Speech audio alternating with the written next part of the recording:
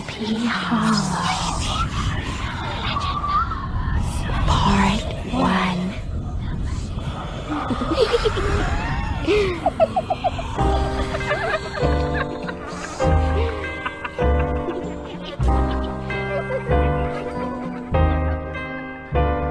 A pleasing land of drowsy-headed worms, of dreams that wave before the half-shut eye, and of gay castles in the clouds that pass, forever flushing round a summer sky.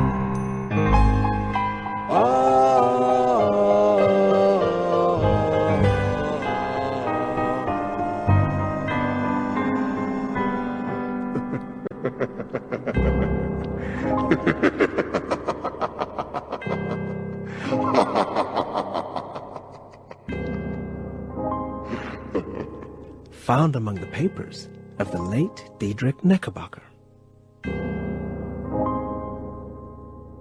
In the bosom of one of those spacious coves which indent the eastern shores of the Hudson, at that broad expansion of the river denominated by the ancient Dutch navigators the Tappan Zee, and where they always prudently shortened sail and implored the protection of St. Nicholas when they crossed, there lies a small market town, or rural port, which by some is called Greensburg, but which is more generally and properly known by the name of Tarrytown. This name was given, we are told, in former days by the good housewives of the adjacent country, from the inveterate propensity of their husbands to linger about the village tavern on market days. Tarrytown. Be that as it may, I do not vouch for the fact, but merely advert to it, for the sake of being precise and authentic. Not far from this village, perhaps about 2 miles, there is a little valley, or rather lap of land among high hills, which is one of the quietest places in the whole world. A small brook glides through it, with just murmur enough to lull one to repose, and the occasional whistle of a quail or tapping of a woodpecker is almost the only sound that ever breaks in upon the uniform tranquility. From the listless repose of the place, and the peculiar character of its inhabitants, who are descendants from the original Dutch settlers, this sequestered glen has long been known by the name of Sleepy Hollow, and its rustic lads are called the Sleepy Hollow Boys throughout all the neighboring country. A drowsy, dreamy influence seems to hang over the land and to pervade the very atmosphere. Some say that the place was bewitched by a high German doctor during the early days of the settlement. Others that an old Indian chief, the prophet or wizard of his tribe, held his powwows there before the country was discovered by Master Hendrik Hudson. Certain it is, the place still continues under the sway of some witching power that holds a spell over the minds of the good people, causing them to walk in a continual reverie. They are given to all kinds of marvelous beliefs, are subject to trances and visions, and frequently see strange sights and hear music and voices in the air. The whole neighborhood abounds with local tales, haunted spots, and twilight superstitions. Stars shoot and meteors glare oftener across the valley than in any other part of the country. And the nightmare, with her whole ninefold, seems to make it the favorite scene of her gambols. The dominant spirit, however, that haunts this enchanted region and seems to be commander-in-chief of all the powers of the air, is the apparition of a figure on horseback without a head. It is said by some to be the ghost of a Hessian trooper whose head had been carried away by a cannonball in some nameless battle during the Revolutionary War, and who is ever and anon seen by the country folk hurrying along in the gloom of night as if on the wings of the wind. His haunts are not confined to the valley, but extend at times to the adjacent roads, and especially to the vicinity of a church at no great distance. Indeed, certain of the most authentic historians of those parts allege that the body of the trooper having been buried in the churchyard, the ghost rides forth to the scene of battle in nightly quest of his head, and that the rushing speed with which he sometimes passes along the hollow like a midnight blast is owing to his being belated and in a hurry to get back to the churchyard before daybreak. Such is the general purport of this legendary superstition, which has furnished materials for many a wild story in that region of shadows. And the spectre is known at all the country firesides by the name of the Headless Horseman of Sleepy Hollow.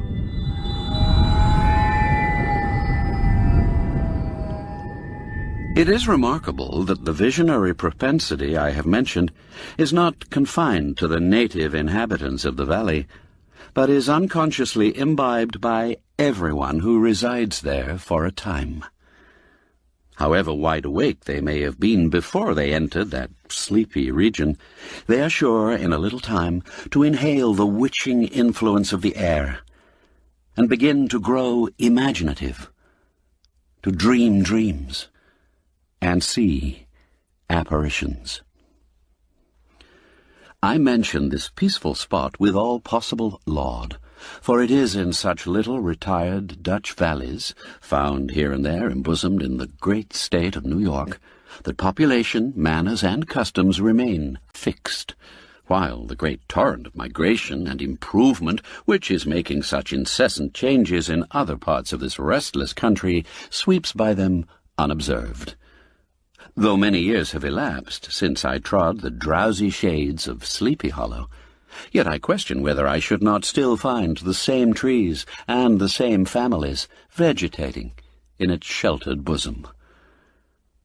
In this by-place of nature, there abode, in a remote period of American history, that is to say, some 30 years since, a worthy wight of the name of Ichabod Crane, who sojourned, or, as he expressed it, tarried, in Sleepy Hollow, for the purpose of instructing the children of the vicinity. He was a native of Connecticut, a state which supplies the Union with pioneers for the mind, as well as for the forest, and sends forth yearly its legions of frontier woodmen and country schoolmasters. The cognomen of Crane was not inapplicable to his person. He was tall but exceedingly lank, with narrow shoulders, long arms and legs, hands that dangled a mile out of his sleeves, feet that might have served for shovels, and his whole frame most loosely hung together. His head was small and flat at top, with huge ears, large green glassy eyes, and a long snipe nose, so that it looked like a weathercock perched upon his spindle neck, to tell which way the wind blew. To see him striding along the profile of a hill on a windy day, with his clothes bagging and fluttering about him, one might have mistaken him for the genius of famine descending upon the earth, or some scarecrow eloped from a cornfield. His schoolhouse was a low building of one large room, rudely constructed of logs, the windows partly glazed and partly patched with leaves of old copybooks. It was most ingeniously secured at vacant hours by a withy twisted in the handle of the door, and stakes set against the window shutters, so that though a thief might get in with perfect ease, he would find some embarrassment in getting out. The schoolhouse stood in a rather lonely but pleasant situation just at the foot of a woody hill, with a brook running close by, and a formidable birch tree growing at one end of it.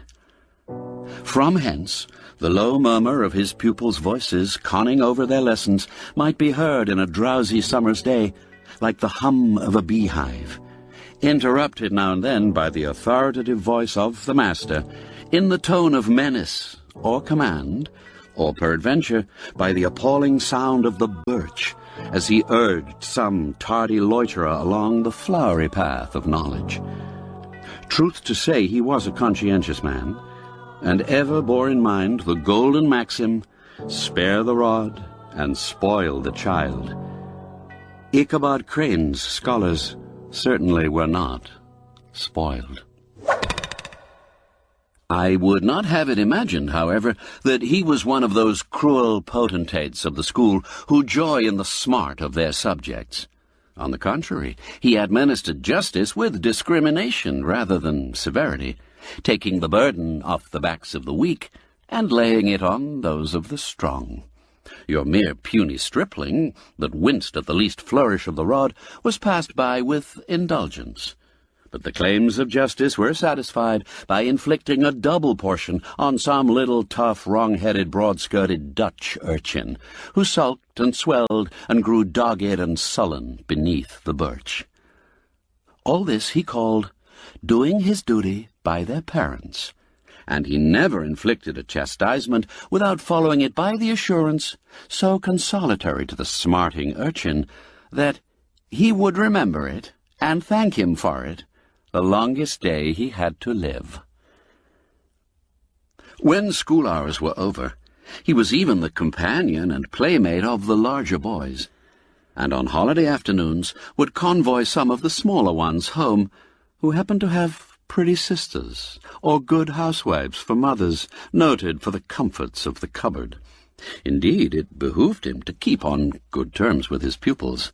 The revenue arising from his school was small, and would have been scarcely sufficient to furnish him with daily bread, for he was a huge feeder, and though lank, had the dilating powers of an anaconda.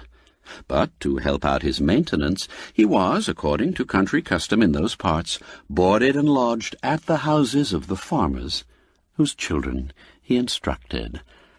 With these he lived successively, a week at a time, thus going the rounds of the neighborhood, with all his worldly effects tied up in a cotton handkerchief.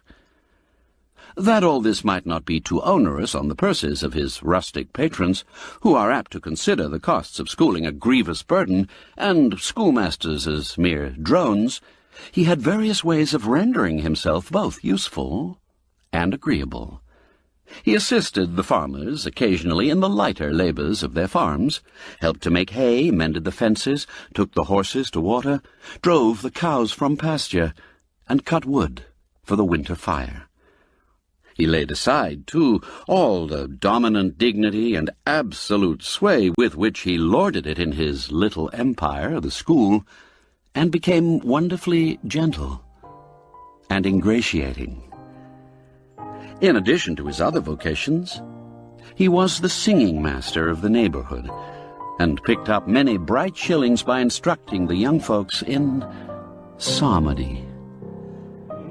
It was a matter of no little vanity to him on Sundays to take his station in front of the church gallery with a band of chosen singers, where, in his own mind, he completely carried away the palm from the parson. Certain it is, his voice resounded far above all the rest of the congregation, and there are peculiar quavers still to be heard in that church, and which may even be heard half a mile off, quite to the opposite side of the mill pond, on a still Sunday morning, which are said to be legitimately descended from the nose of Ichabod Crane.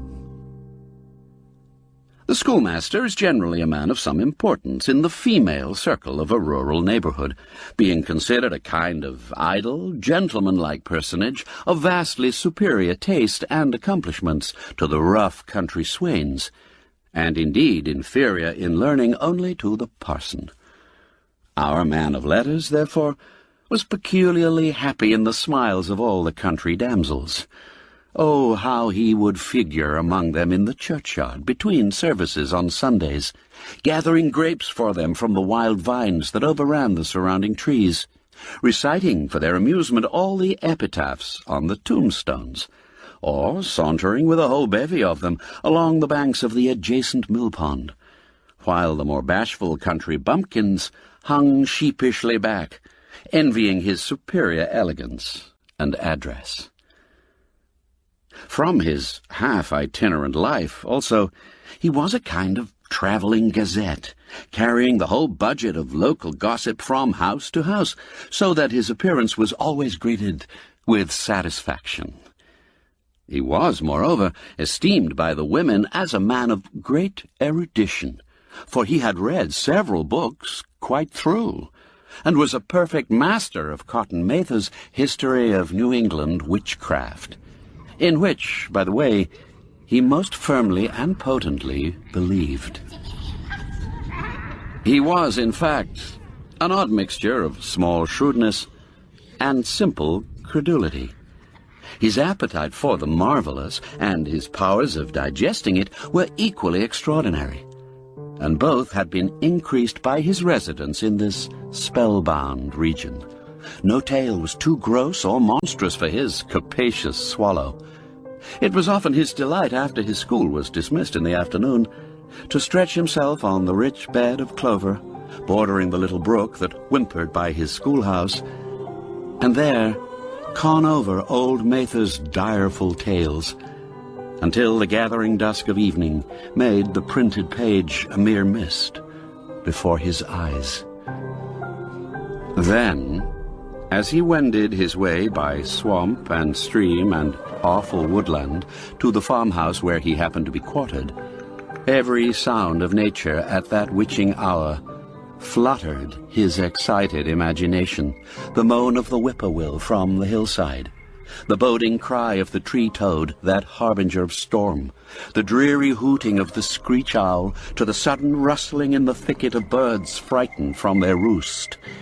If, by chance, a huge blockhead of a beetle came winging his blundering flight against him, the poor varlet was ready to give up the ghost, with the idea that he was struck with a witch's token. His only resource on such occasions, either to drown thought or drive away evil spirits, was to sing psalm tunes. And the good people of Sleepy Hollow, as they sat by their doors of an evening, were often filled with awe at hearing his nasal melody, in linked sweetness long drawn out, floating from the distant hill or along the dusky road.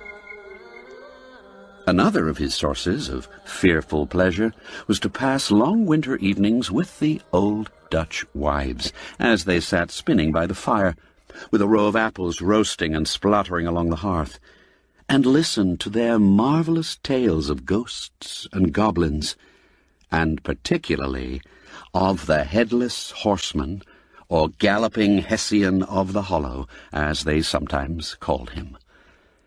He would delight them equally by his anecdotes of witchcraft, which prevailed in the earlier times of Connecticut, and would frighten them woefully with speculations upon comets and shooting stars, and with the alarming fact that the world did absolutely turn round, and that they were half the time topsy-turvy. But if there was a pleasure in all this, while snugly cuddling in the chimney corner of a chamber that was all of a ruddy glow from the crackling wood fire, and where, of course, no spectre dared to show its face, it was dearly purchased by the terrors of his subsequent walk homewards. What fearful shapes and shadows beset his path amidst the dim and ghastly glare of a snowy night! With what wistful look did he eye every trembling ray of light streaming across the waste fields from some distant window!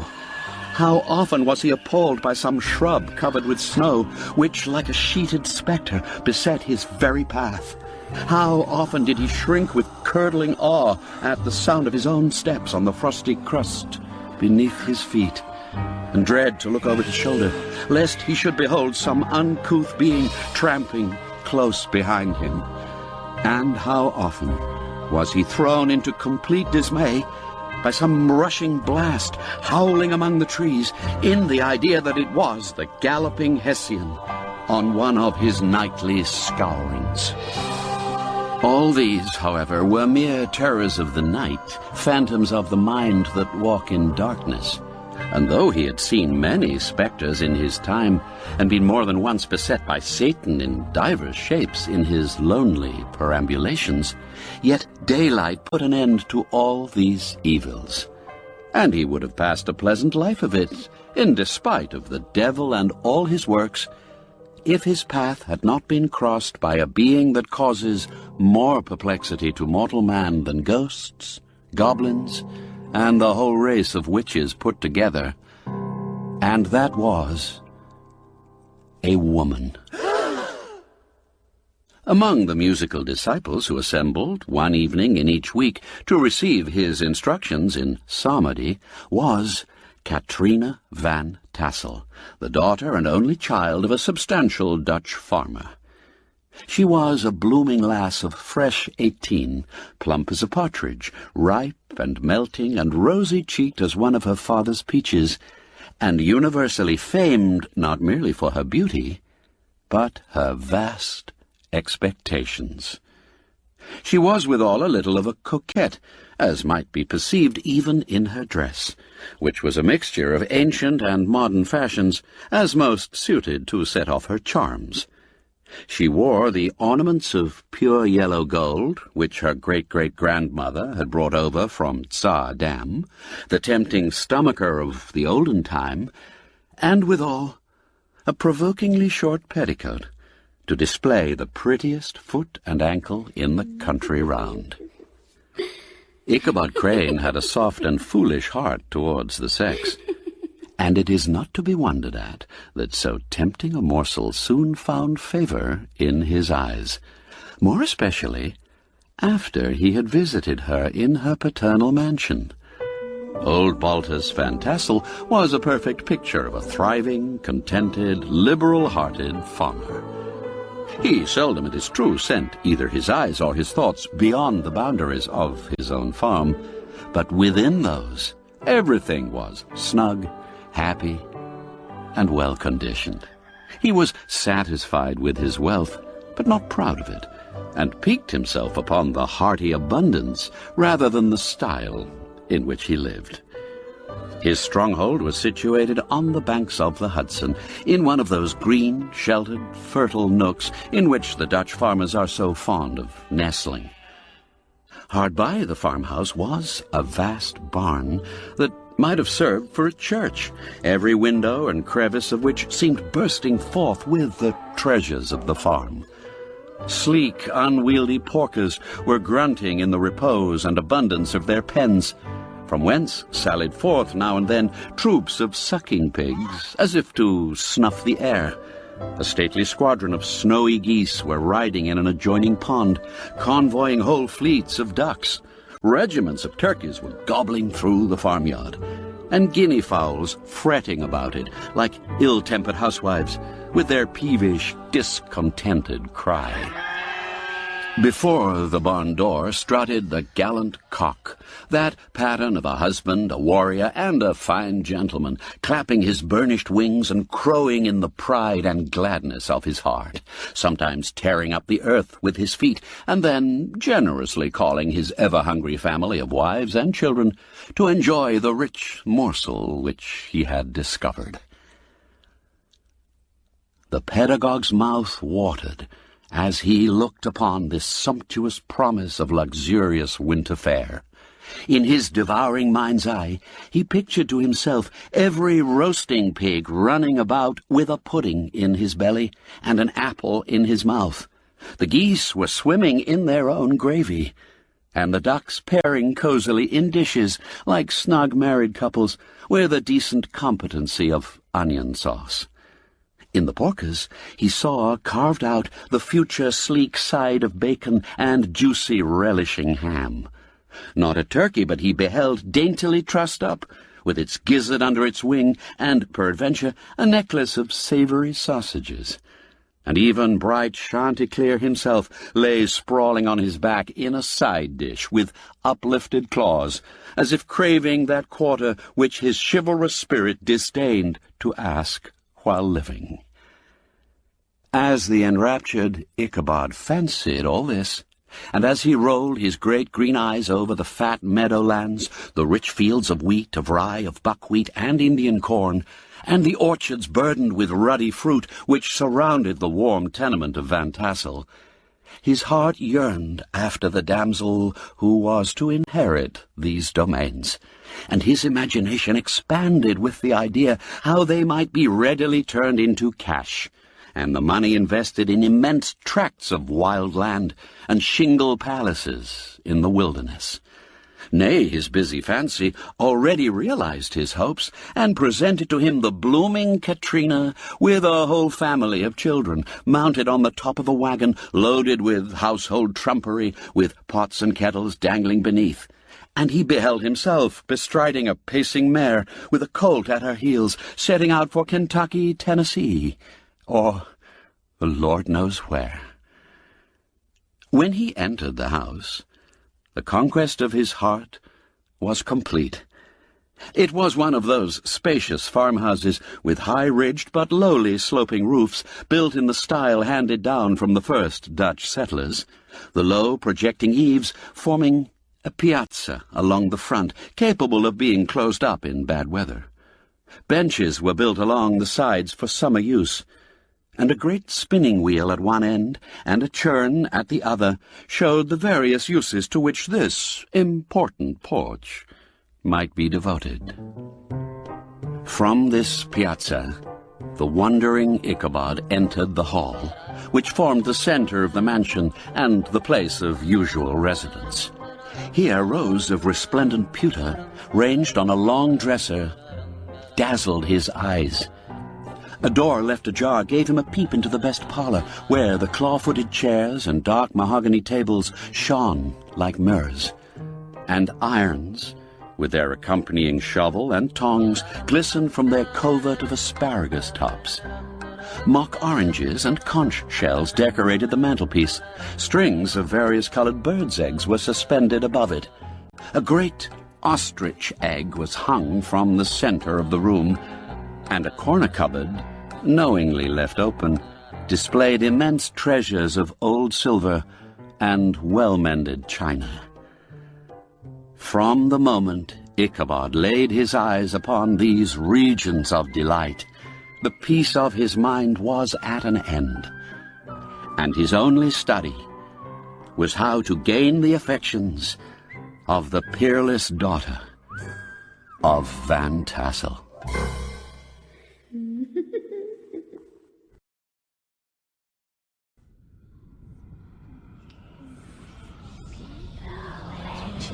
Of Sleepy Hollow.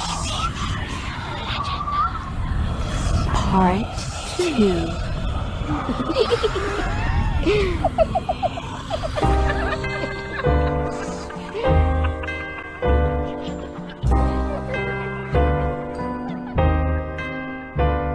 Our tall and lanky hero Ichabod Crane, with tales of Headless Horseman on the brain, would charm the local ladies for a piece of pie until Katrina's ankle caught his eye.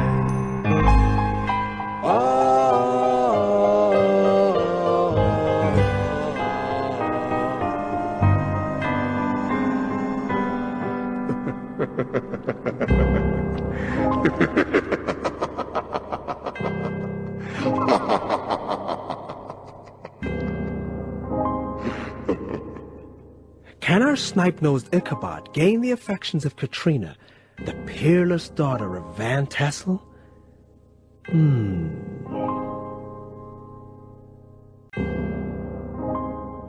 In his enterprise, how to gain the affections of Katrina, the peerless daughter of Van Tassel, Ichabod Crane had more real difficulties than generally fell to the lot of a knight-errant of yore, who seldom had anything but giants, enchanters, fiery dragons, and such like easily conquered adversaries to contend with, and had to make his way merely through gates of iron and brass, and walls of adamant, to the castle keep where the lady of his heart was confined, all which he achieved as easily as a man would carve his way to the centre of a Christmas pie.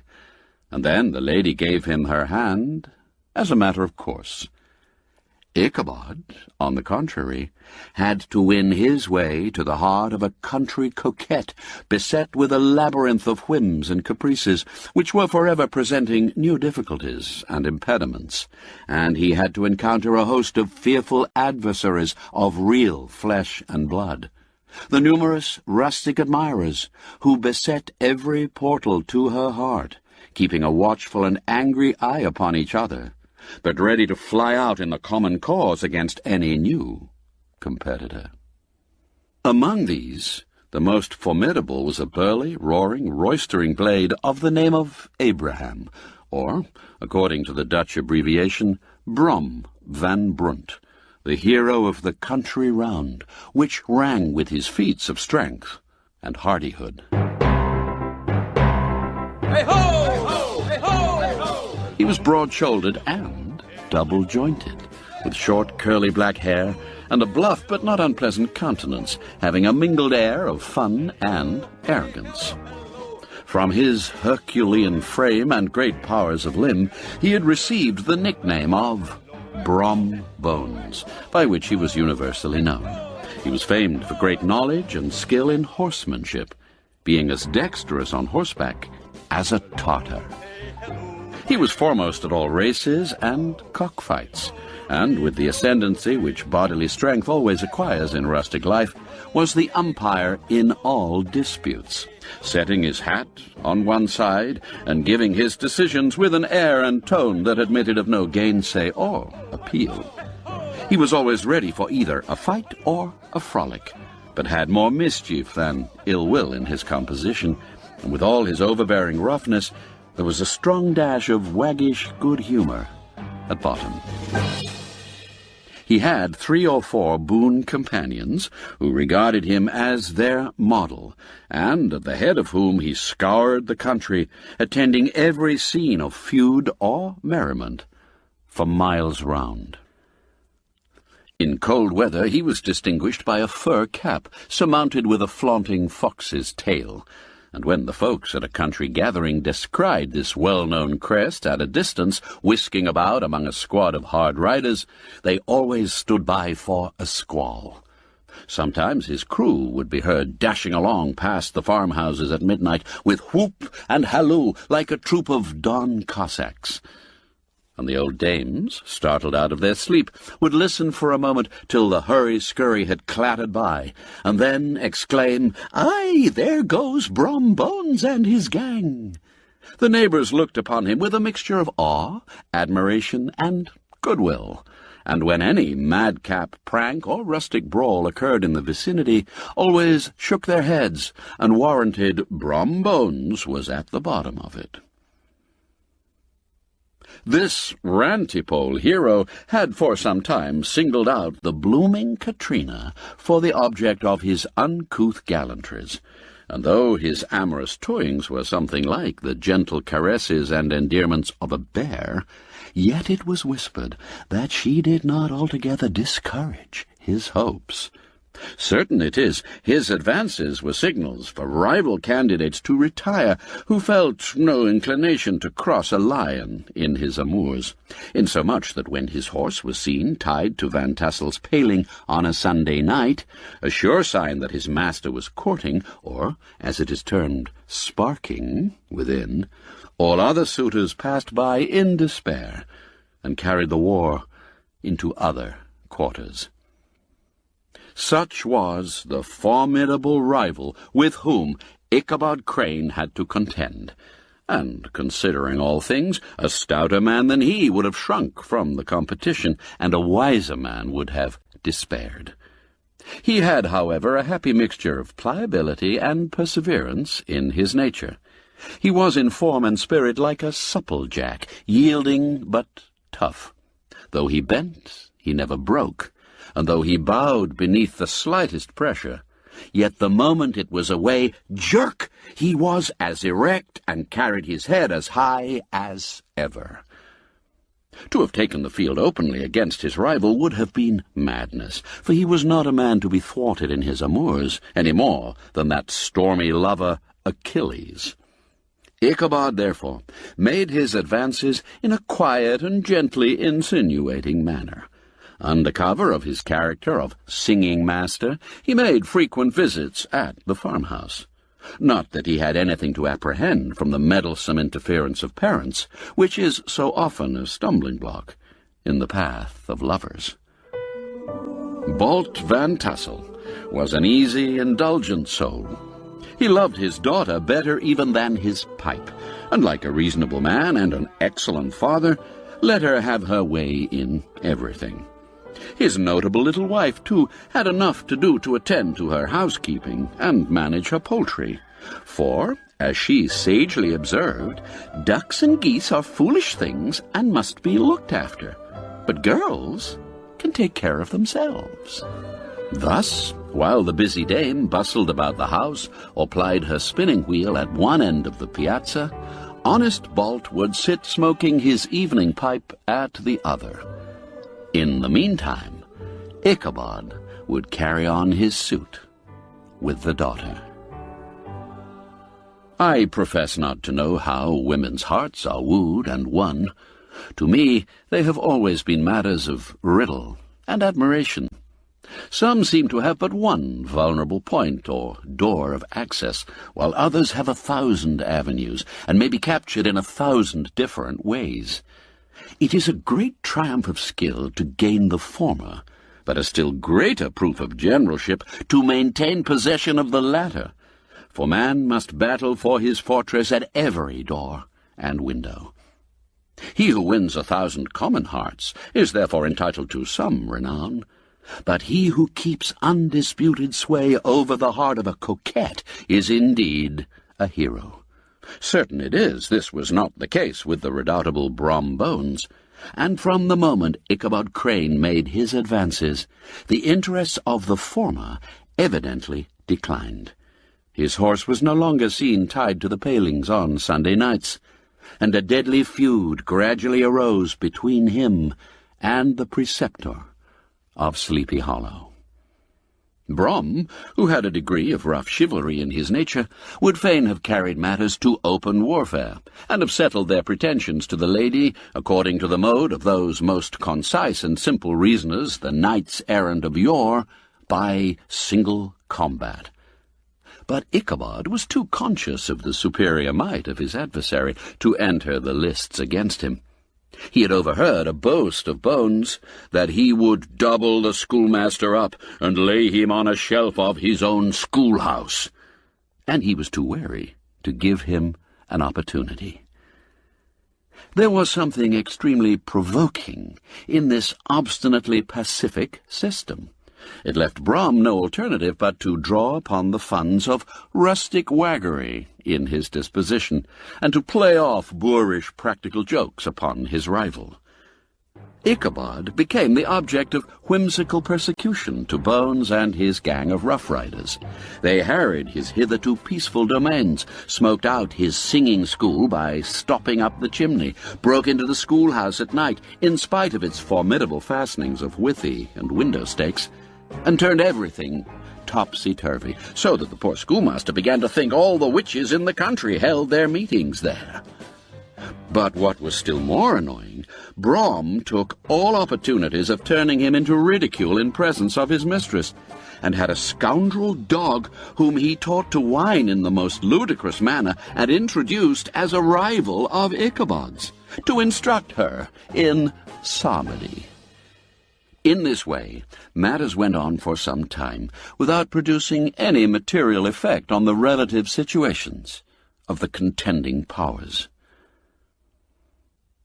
On a fine autumnal afternoon, Ichabod, in pensive mood, sat enthroned on the lofty stool from whence he usually watched all the concerns of his little literary realm. In his hand he swayed a ferule, that sceptre of despotic power. The birch of justice reposed on 3 nails behind the throne, a constant terror to evildoers, while on the desk before him might be seen sundry contraband articles and prohibited weapons detected upon the persons of idle urchins, such as half-munched apples, pop-guns, whirligigs, fly-cages, and whole legions of rampant little paper gamecocks. Ichabod was suddenly interrupted by the appearance of a Negro mounted on the back of a ragged, wild, half-broken colt, which he managed with a rope by way of a halter.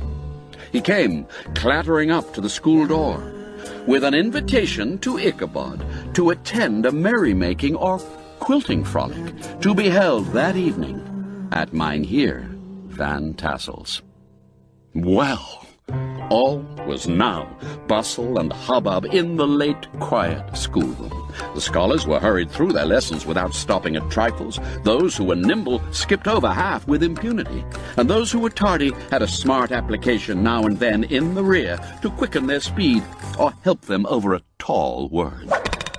Books were flung aside without being put away on the shelves. Inkstands were overturned, benches thrown down, and the whole school was turned loose an hour before the usual time, bursting forth like a legion of young imps, yelping and racketing about the green in joy at their early emancipation. The gallant Ichabod now spent at least an extra half-hour at his toilet, brushing and furbishing up his best and indeed only suit of rusty black, and arranging his locks by a bit of broken looking-glass that hung up in the schoolhouse. That he might make his appearance before his mistress in the true style of a cavalier, he borrowed a horse from the farmer with whom he was domiciliated, a choleric old Dutchman of the name of Hans van Ripper, and, thus gallantly mounted, issued forth like a knight-errant in quest of adventures. But it is meet I should, in the true spirit of romantic story, give some account of the looks and equipments of my hero and his steed. The animal he bestrode was a broken-down plough-horse that had outlived almost everything but its viciousness. He was gaunt and shagged, with a ewe neck and a head like a hammer. His rusty mane and tail were tangled and knotted with burrs. One eye had lost its pupil and was glaring and spectral, but the other had the gleam of a genuine devil in it. Still, he must have had fire and metal in his day, if we may judge from the name he bore of Gunpowder. He had, in fact, been a favourite steed of his master's, the choleric Van Ripper, who was a furious rider, and had infused, very probably, some of his own spirit into the animal. For, old and broken down as he looked, there was more of the lurking devil in him than in any young filly in the country. Ichabod was a suitable figure for such a steed. He rode with short stirrups, which brought his knees nearly up to the pommel of the saddle. His sharp elbows stuck out like grasshoppers. He carried his whip perpendicularly in his hand like a scepter, and as his horse jogged on, the motion of his arms was not unlike the flapping of a pair of wings. It was altogether such an apparition as is seldom to be met with in broad daylight. It was, as I have said, a fine autumnal day. The sky was clear and serene, and nature wore that rich and golden livery which we always associate with the idea of abundance. The forests had put on their sober brown and yellow, while some trees of the tenderer kind had been nipped by the frosts into brilliant dyes of orange, purple, and scarlet. Streaming files of wild ducks began to make their appearance high in the air. The bark of the squirrel might be heard from the groves of beech and hickory nuts, and the pensive whistle of the quail, at intervals, from the neighboring stubble field. The small birds were taking their farewell banquets. In the fullness of their revelry, they fluttered, chirping and frolicking from bush to bush and tree to tree, capricious from the very profusion and variety around them.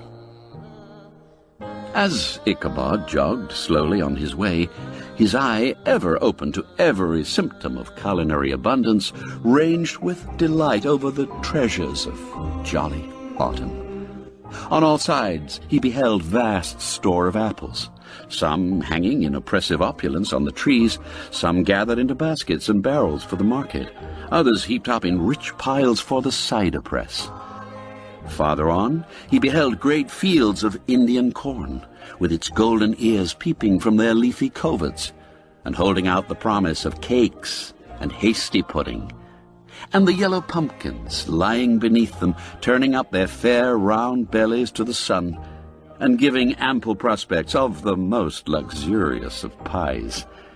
And anon he passed the fragrant buckwheat fields, breathing the odor of the beehive, and as he beheld them, soft anticipations stole over his mind of dainty slapjacks, well buttered, and garnished with honey or treacle by the delicate little dimpled hand of Katrina Van Tassel. Thus, feeding his mind with many sweet thoughts and sugared suppositions, he journeyed along the sides of a range of hills which look out upon some of the goodliest scenes of the mighty Hudson. The sun gradually wheeled his broad disk down in the west. The wide bosom of the Tapansee lay motionless and glassy. A few amber clouds floated in the sky without a breath of air to move them. The horizon was of a fine golden tint, changing gradually into a pure apple green, and from that into the deep blue of the mid-heaven. A slanting ray lingered on the woody crests of the precipices that overhung some parts of the river, giving greater depth to the dark grey and purple of their rocky sides. A sloop was loitering in the distance, dropping slowly down with the tide, her sail hanging uselessly against the mast. And as the reflection of the sky gleamed along the still water, it seemed as if the vessel was suspended in the air. It was toward evening that Ichabod arrived at the castle of the Heer Van Tassel, which he found thronged with the pride and flower of the adjacent country. Old farmers, a spare, leathern-faced race, in homespun coats and breeches, blue stockings, huge shoes, and magnificent pewter buckles. Their brisk, withered little dames, in close-crimped caps, long-waisted short gowns, homespun petticoats with scissors and pincushions, and gay calico pockets hanging on the outside. Buxom lasses, almost as antiquated as their mothers, excepting where a straw hat, a fine ribbon, or perhaps a white frock gave symptoms of city innovation. The sons, in short, square-skirted coats, with rows of stupendous brass buttons, and their hair generally queued in the fashion of the times, especially if they could procure an eel-skin for the purpose, it being esteemed throughout the country as a potent nourisher and strengthener of the hair. Hey-ho! Hey-ho! Brom Bones, however, was the hero of the scene, having come to the gathering on his favorite steed, Daredevil, a creature like himself full of mettle and mischief, and which no one but himself could manage. He was, in fact, noted for preferring vicious animals given to all kinds of tricks, which kept the rider in constant risk of his neck, for he held a tractable, well-broken horse as unworthy of a lad of spirit. Hey-ho! Fain would I pause to dwell upon the world of charms that burst upon the enraptured gaze of my hero as he entered the state parlour of Van Tassel's mansion. Not those of the bevy of buxom lasses, with their luxurious display of red and white, but the ample charms of a genuine Dutch country tea-table in the sumptuous time of autumn. Such heaped-up platters of cakes of various and almost indescribable kinds, known only to experienced Dutch housewives. There was the doughty doughnut, the tender olykoek, and the crisp and crumbling cruller, sweet cakes and short cakes, ginger cakes and honey cakes, and the whole family of cakes.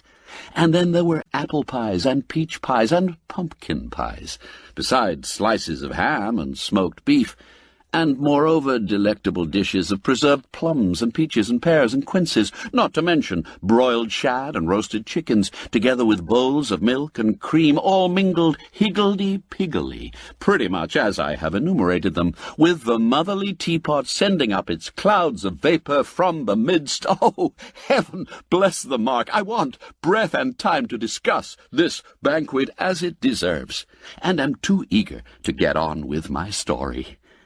Happily, Ichabod Crane was not in so great a hurry as his historian, but did ample justice to every dainty. He could not help rolling his large eyes round him as he ate, and chuckling with the possibility that he might one day be lord of all this scene of almost unimaginable luxury and splendor. Then, he thought, how soon he'd turn his back upon the old schoolhouse, snap his fingers in the face of Hans van Ripper and every other niggardly patron, and kick any itinerant pedagogue out of doors that should dare to call him comrade. Old Baltus Van Tassel moved about among his guests with a face dilated with content and good humour, round and jolly as the harvest moon. His hospitable attentions were brief but expressive, being confined to a shake of the hand, a slap on the shoulder, a loud laugh, and a pressing invitation to fall to and help themselves. And now the sound of the music from the common room, or hall, summoned to the dance.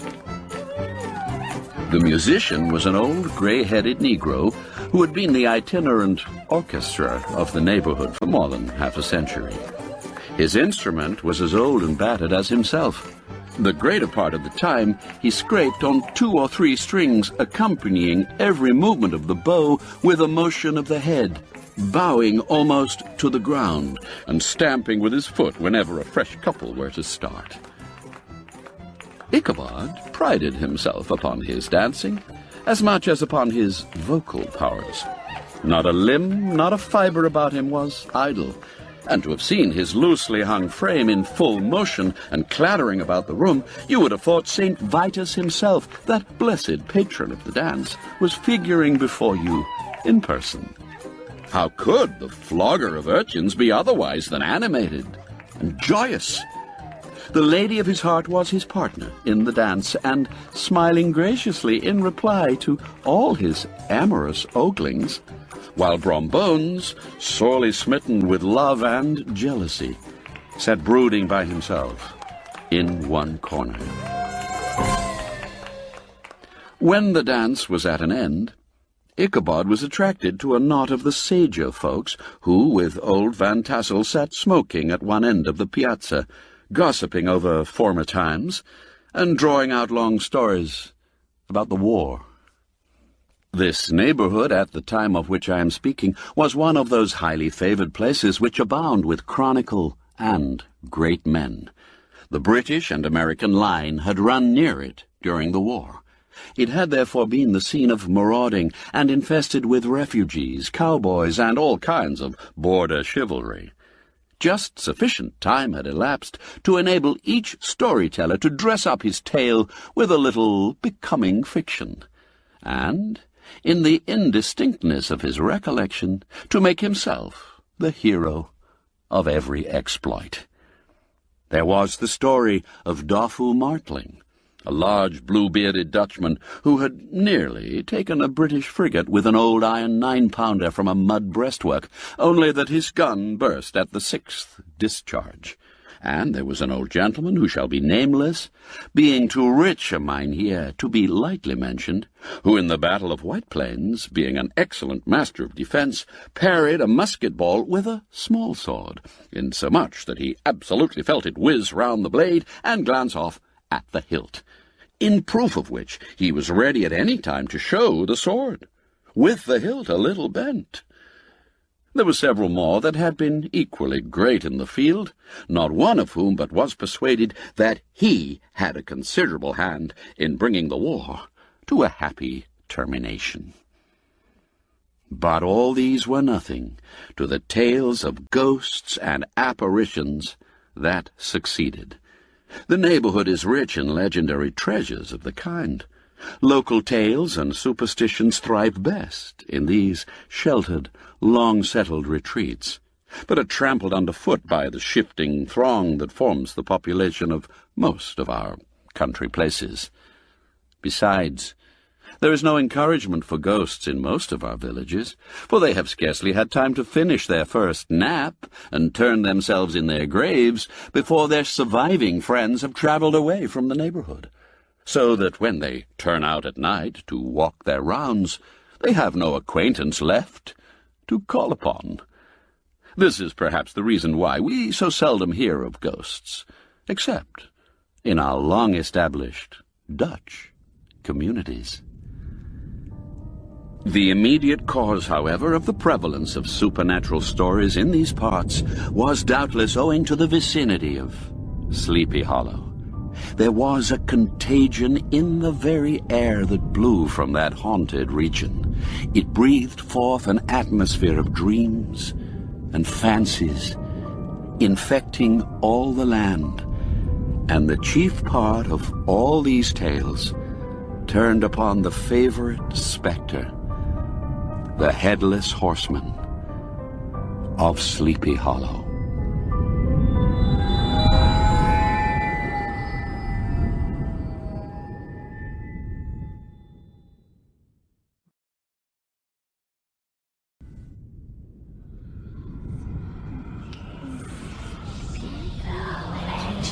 Of Sleepy Hollow.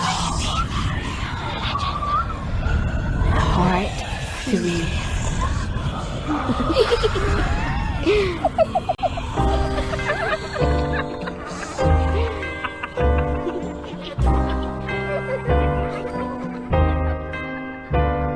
Our tall and lanky hero Ichabod Crane, to win the heart of Katrina is his aim.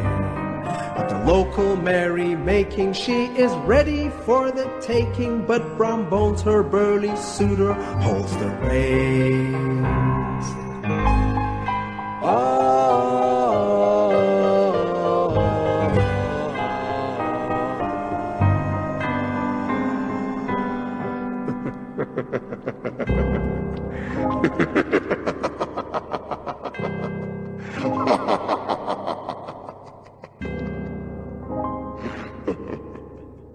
Let us now rejoin the merrymaking, where an atmosphere of dreams and fancies and stories of ghosts and apparitions have infected the festive frivolities. And what of the Headless Horseman, Ichabod? Several of the Sleepy Hollow people were present at the merrymaking or quilting frolic held that evening at Van Tassel's, and as usual were doling out their wild and wonderful legends. Many dismal tales were told about funeral trains and mourning cries and wailings heard and seen about the great tree where the unfortunate Major Andre was taken, and which stood in the neighborhood. Some mention was made also of the woman in white that haunted the dark glen at Raven Rock, and was often heard to shriek on winter nights before a storm, having perished there in the snow. The chief part of the stories, however, turned upon the favorite spectre of Sleepy Hollow, the Headless Horseman, who had been heard several times of late patrolling the country, and, it was said, tethered his horse nightly among the graves in the churchyard. The sequestered situation of this church seems always to have made it a favorite haunt of troubled spirits. It stands on a knoll surrounded by locust trees and lofty elms, from among which its decent whitewashed walls shine modestly forth, like Christian purity beaming through the shades of retirement. A gentle slope descends from it to a silver sheet of water bordered by high trees, between which peeps may be caught at the blue hills of the Hudson. To look upon its grass-grown yard, where the sunbeams seem to sleep so quietly, one would think that there at least the dead might rest in peace. On one side of the church extends a wide woody dell, along which raves a large brook among broken rocks and trunks of fallen trees.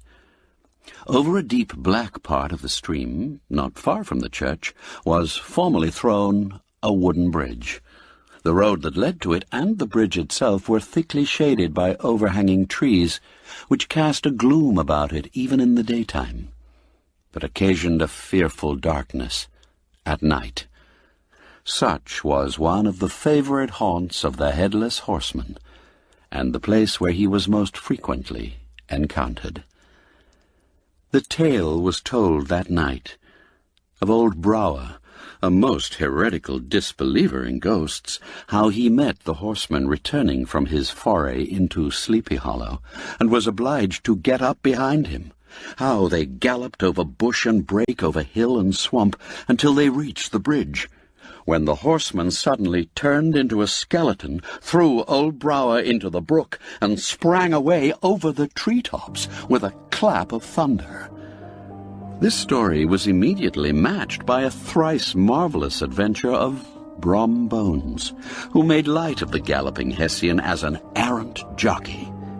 He affirmed that on returning one night from the neighboring village of Sing Sing, he had been overtaken by this midnight trooper, that he had offered to race with him for a bowl of punch, and should have won it too, for Daredevil beat the goblin horse, All Hollow.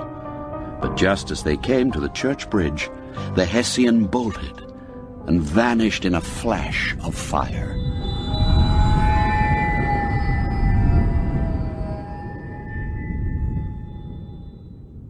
All these tales, told in that drowsy undertone with which men talk in the dark, the countenances of the listeners only now and then receiving a casual gleam from the glare of a pipe, sank deep in the mind of Ichabod.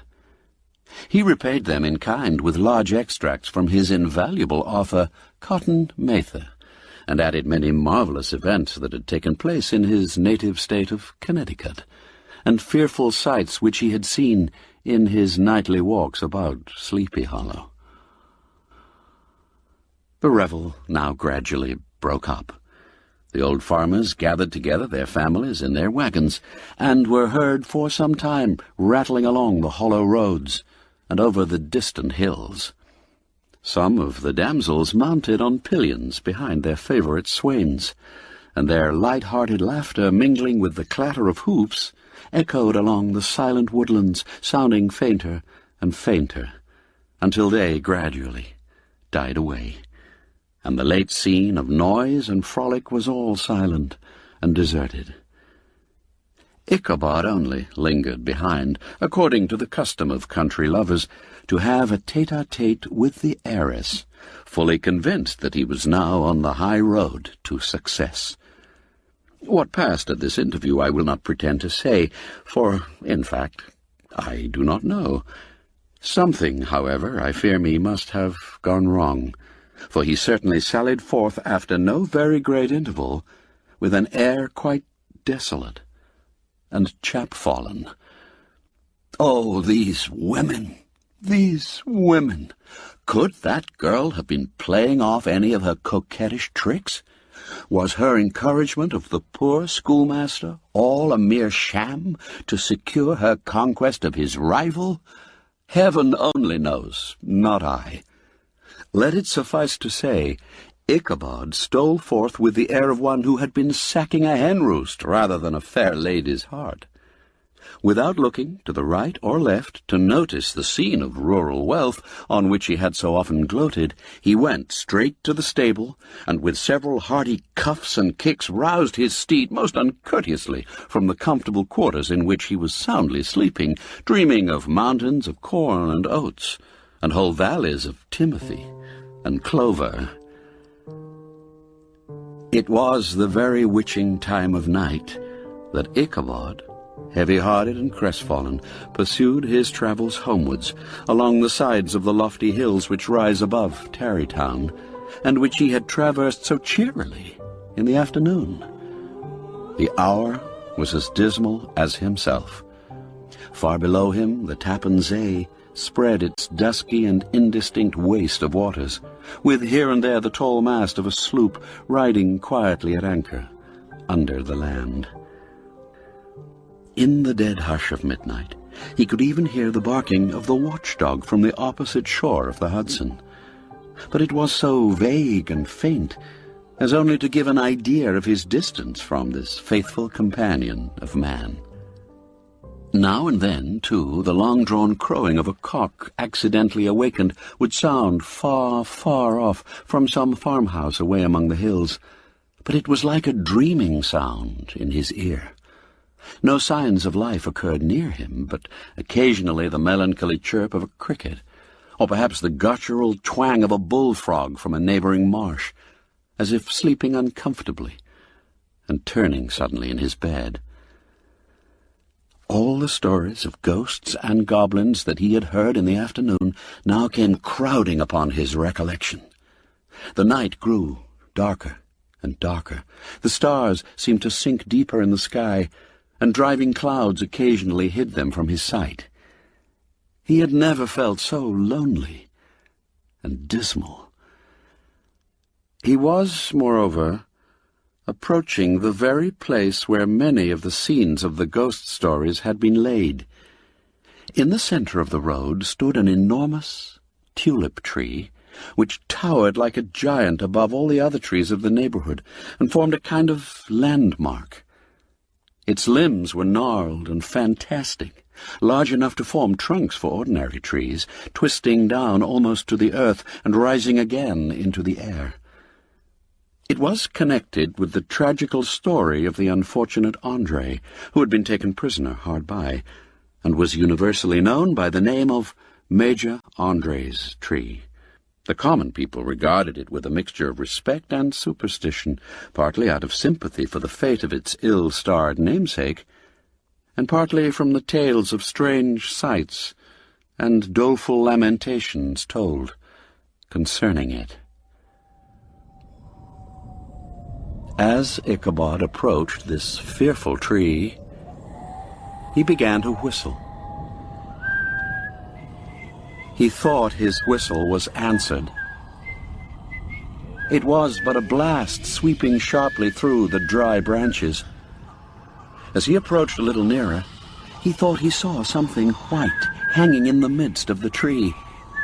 He paused and ceased whistling, but on looking more narrowly perceived that it was a place where the tree had been scathed by lightning, and the white wood laid bare. Suddenly he heard a groan. His teeth chattered, and his knees smote against the saddle. It was but the rubbing of one huge bough upon another as they were swayed about by the breeze. He passed the tree in safety, but new perils lay before him. About 200 yards from the tree, a small brook crossed the road and ran into a marshy and thickly wooded glen known by the name of Wiley's Swamp. A few rough logs laid side by side served for a bridge over the stream.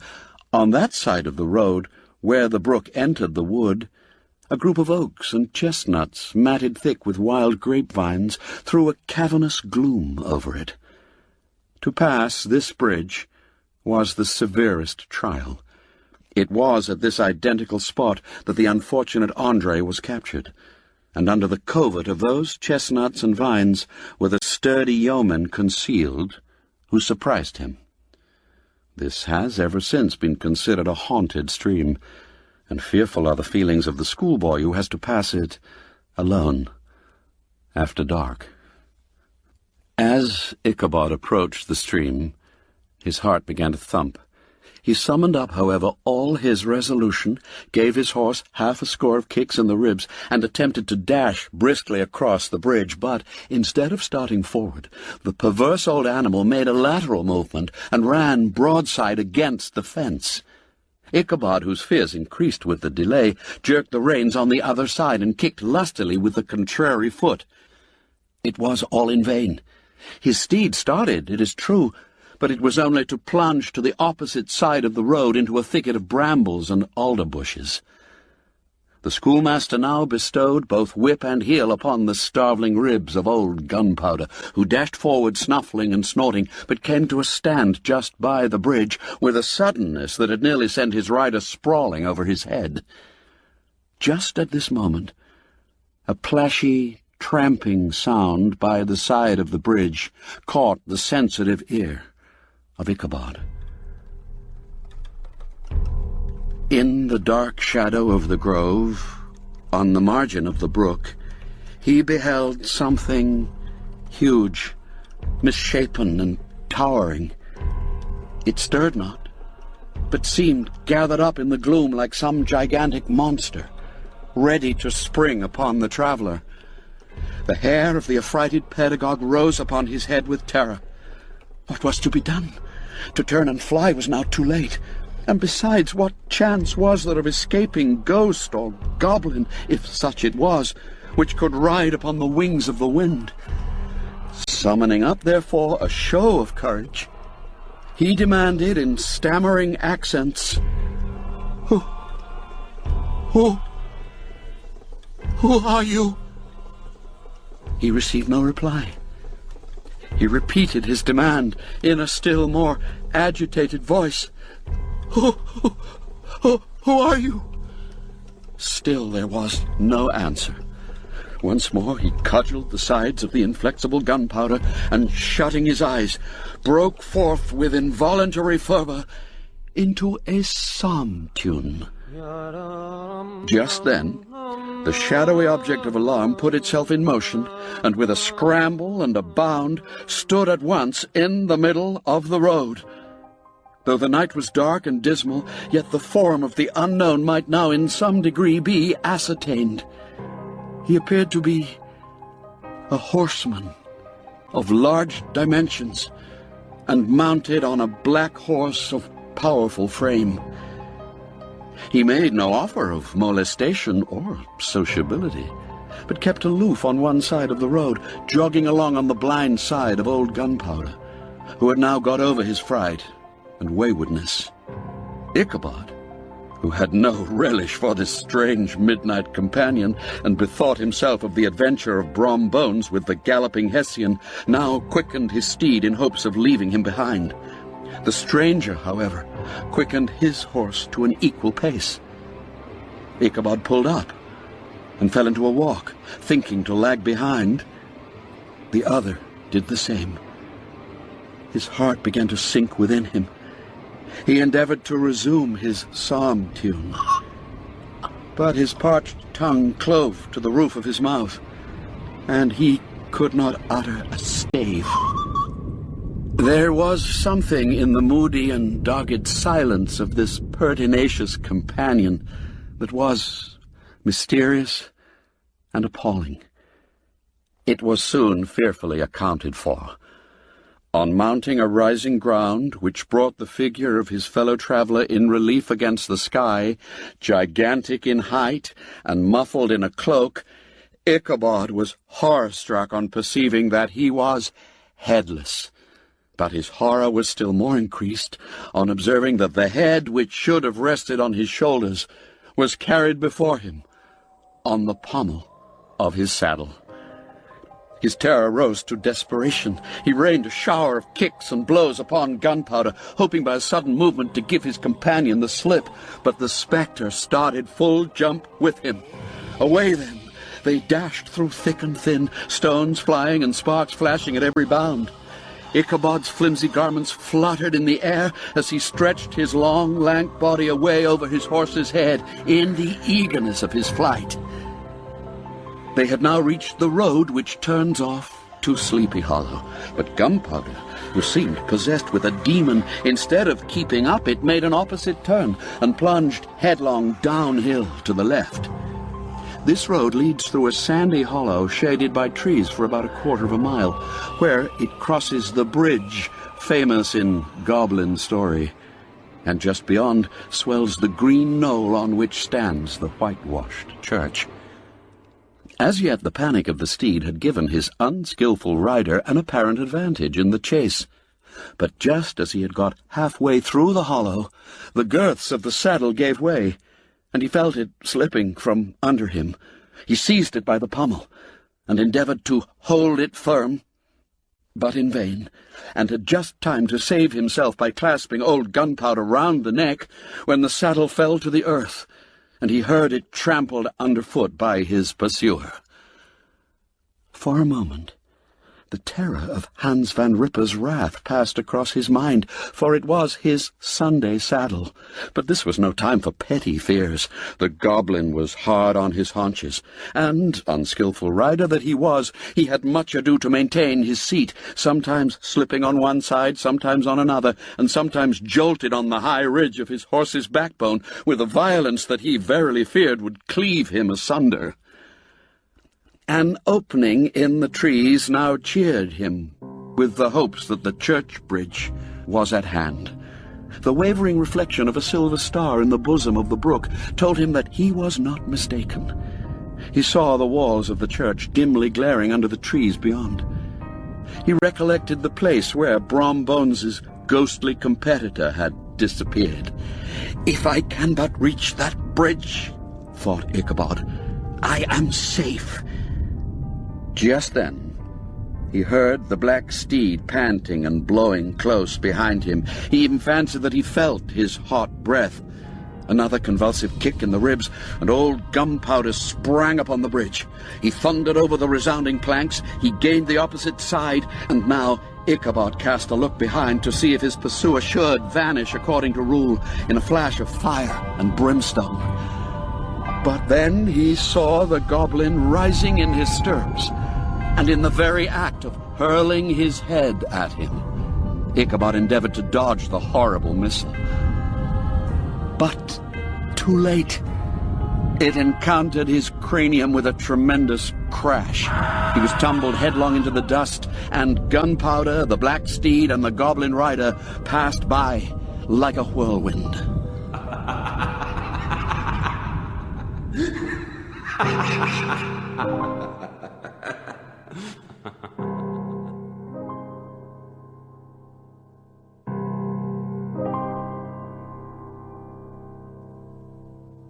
The next morning, the old horse was found without his saddle, and with the bridle under his feet, soberly cropping the grass at his master's gate.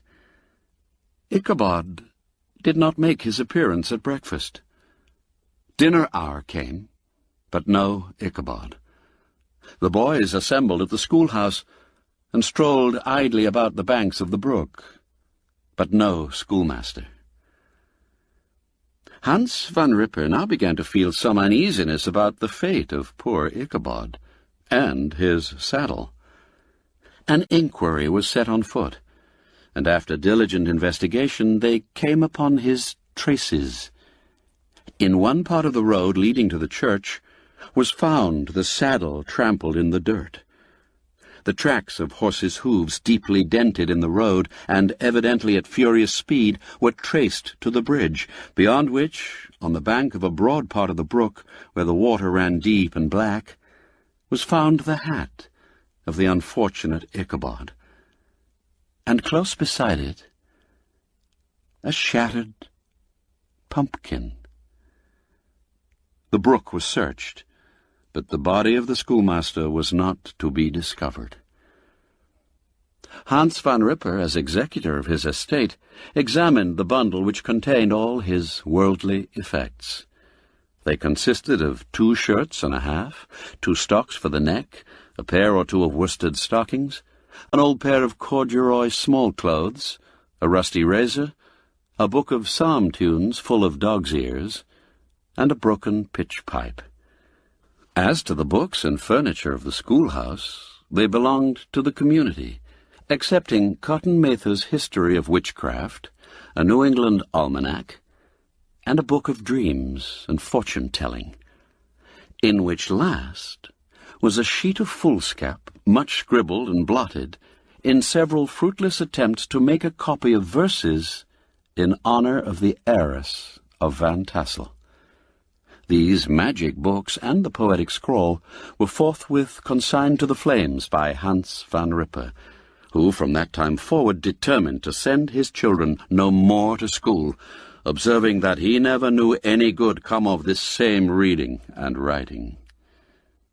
Whatever money the schoolmaster possessed, and he had received his quarter's pay but a day or 2 before, he must have had about his person at the time of his disappearance. The mysterious event caused much speculation at the church, on the following Sunday. Knots of gazers and gossips were collected in the churchyard, at the bridge, and at the spot where the hat and pumpkin had been found. The stories of Brower, of Bones, and a whole budget of others were called to mind, and when they had diligently considered them all, and compared them with the symptoms of the present case, they shook their heads, and came to the conclusion that Ichabod had been carried off by the galloping Hessian. As he was a bachelor and in nobody's debt, nobody troubled his head any more about him.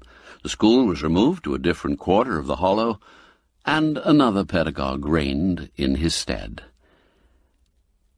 It is true, an old farmer who had been down to New York on a visit several years after, and from whom this account of the ghostly adventure was received, brought home the intelligence that Ichabod Crane was still alive, that he had left the neighborhood partly through fear of the goblin and Hans Van Ripper, and partly in mortification at having been suddenly dismissed by the heiress, that he had changed his quarters to a distant part of the country, had kept school and studied law at the same time, had been admitted to the bar, turned politician, electioneered, written for the newspapers, and finally had been made a justice of the 10-pound court.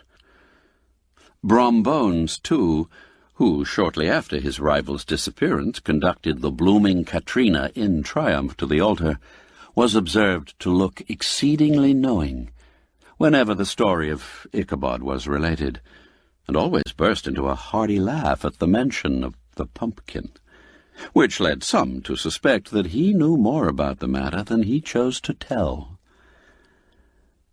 The old country wives, however, who are the best judges of these matters, maintain to this day that Ichabod was spirited away by supernatural means, and it is a favorite story often told about the neighborhood round the winter evening fire.